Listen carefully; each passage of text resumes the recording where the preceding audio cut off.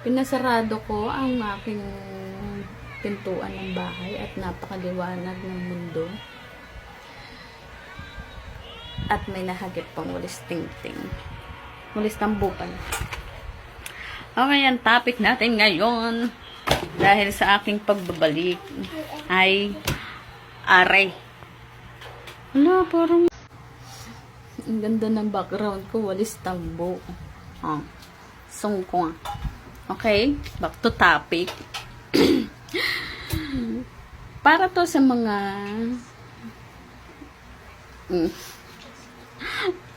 pinagpalit sa malapit. Charis. Eto na talaga yun. Baka kaya nawawala na ng gana sa'yo kasi sa iba na interesado.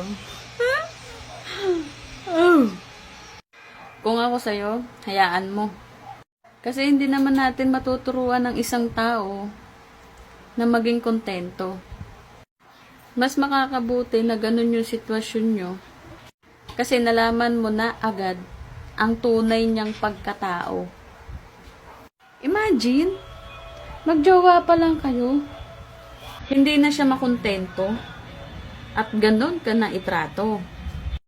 Huwag kang manghinayang sa mga ganyang tao. Hayaan mo kung sino ang gusto. Malay mo pag pinakawalan mo. Maging maayos ang sarili mo at mapunta ka na sa tamang tao.